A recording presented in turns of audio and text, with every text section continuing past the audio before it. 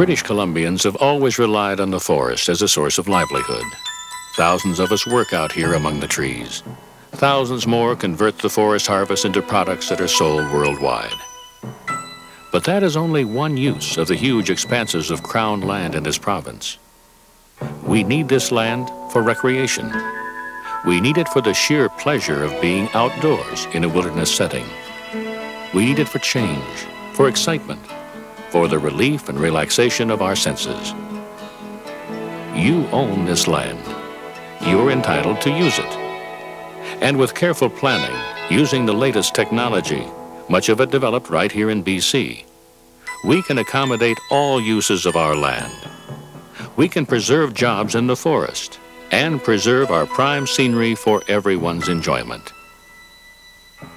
This isn't an easy job, but with your help and the help of interested organizations, we're succeeding.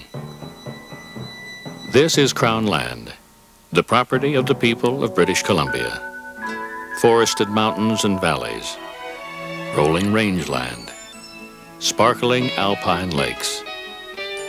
This land is a rich resource, but we put many demands on it. We need it to protect our wildlife, to raise our cattle, to plant and harvest a forest crop. How can we preserve all these important uses of the land and still enjoy an equally important use, recreation? Can industry and beautiful scenery survive together? The Ministry of Forests and Lands believes that it can. In 1981, the Recreation Branch began creating an inventory of natural, cultural, and historic features on Crown land.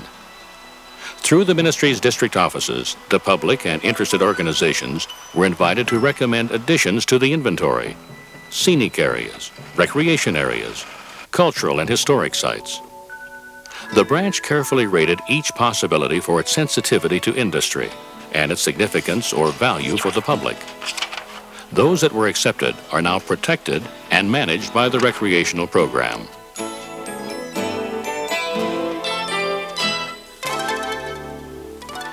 This process was completed in 1984, and the results stored here in the Inventory Branch's computer mapping system. This inventory is continuously updated as erosion, pests, logging, fire, and other changes take place.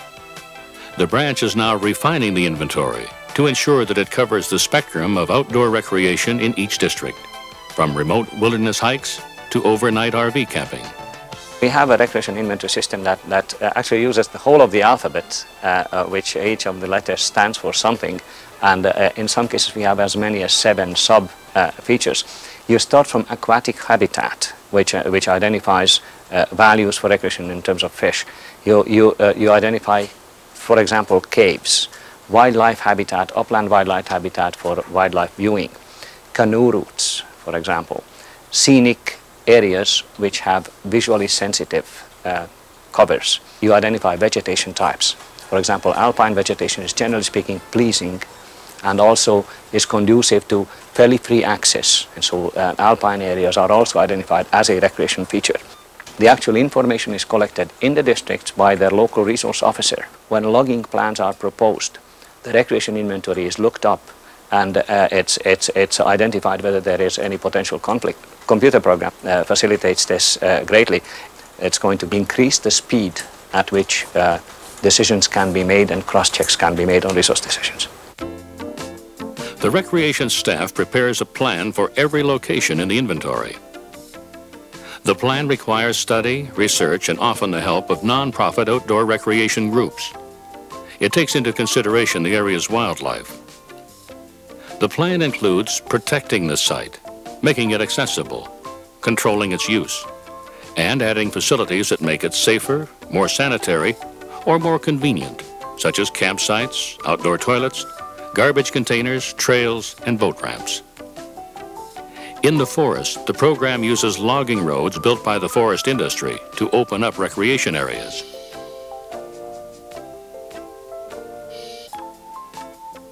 The branch also sets up campsites in the Crown rangeland of the interior, maintains alpine trails and huts, opens up trails for cross-country skiing or snowmobiling, and makes many other fine outdoor experiences accessible to the people of BC. Much of this work is done in cooperation with non-profit organizations throughout the province. When it's time to log near one of these selected areas, the recreation staff meets with the timber management staff to work out the best approach. Some areas may be left unlogged or logged in stages to reduce the visual impact. In some scenic areas, foresters with master's degrees in landscape architecture help to plan the logging. They use computer graphics to plan the most pleasing way to make the cut. One of the techniques we use in landscape management is digital terrain modeling. It's a computer program that is based on contour information, and it gives us a perspective view, or actually multiple perspective views of the landscape. We can then overlay our logging plan on that terrain model and design the best alternative to meet our landscape objectives.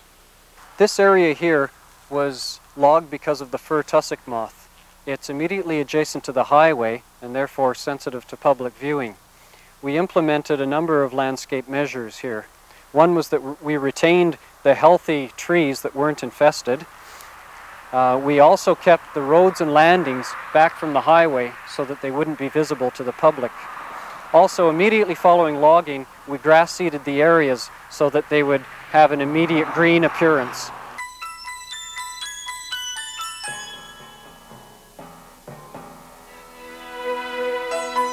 The Sayward Forest near Campbell River is the busiest recreational forest in BC.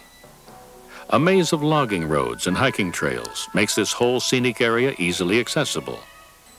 The recreation program has created campgrounds and a number of boat ramps. There's an attractive canoe route.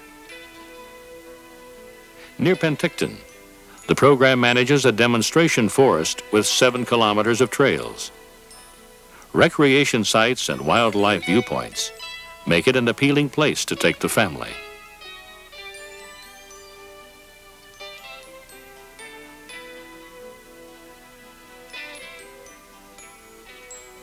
A great variety of projects like these are helping to make the special pleasures of our magnificent province available to its owners, the people of British Columbia.